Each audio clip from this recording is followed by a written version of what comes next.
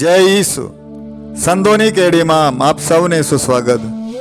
માથી 25:34 ઈસુએ કહ્યું, હું માંદો હતો ત્યારે તમે મારી ભાળ કાઢી હતી. આજે 14મી જુલાઈ સંત કામિલ જે પુરોહિત હતા તેઓના તહેવારની ધર્મસભા આજે ઉજવણી કરે છે. સંત કામિલનો જન્મ ઈસવીસન 1550માં ઇટાલીના એક ઉમરાવ કુટુંબમાં થયો હતો. તેઓ સૈનિકમાં જોડાયા તે સમયે તેઓ દુનિયાના રેંગે રેંગાયેલું મોજીલું જીવન જીવી રહ્યા હતા. દર્દી તરીકે તેમને રોમની સેન્ટ જેમ્સ હોસ્પિટલમાં થોડો સમય રહેવું પડ્યું.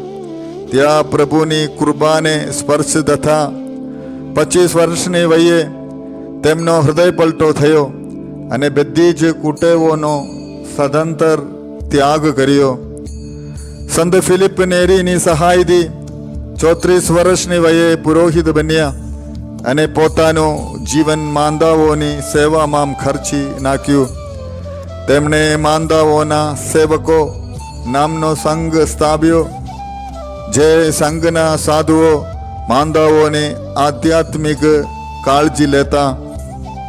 સંત કામિલ ઈસવીસન 1614માં રોમ ખાતે અવસાન પામ્યા.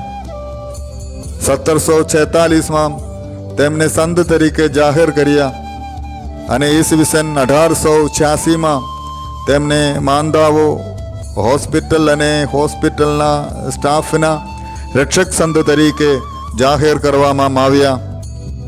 સંત કામિલ કહેતા હતા કે હોસ્પિટલમાં આવનાર દર્દીને પ્રેમભર્યો આવકાર આપવો, તેમની સેવા દ્વારા જ આપણે પ્રભુને પામી શકીએ છીએ. આમ જનસેવા એ જ પ્રભુ સેવા એ એમના જીવનનો માર્ગ હતો. હે પિતા પરમેશ્વર, તમારા પુરોહિત કામિલનું જીવન તમે માંદાઓ પ્રત્યે અપૂર્વ પ્રેમથી ઉભરાવી દીધું. અમારી પ્રાર્થના કાને ધરો.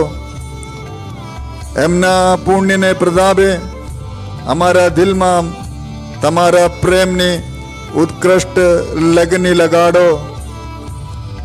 અમે જનસેવા એ તમારી સેવા છે એમ સમજીને માનવ બિંદુ રૂપે તમારી સતત સેવા કરીએ ને જીવનને અંતે નિર્ભય અને તમારી સન્મુખ ઊભા રહીએ. પ્રણામ મરિયા, કૃપાથી પૂર્ણ, પ્રભુ તારી સાથે છે.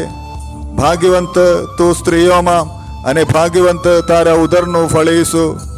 એ પવિત્ર મરિયા, પરમેશ્વરની માં, અમો પાપીઓને વાસ્તે વિનંતી કર, હમણાં અને અમારા મોતની વખતે. આમીન.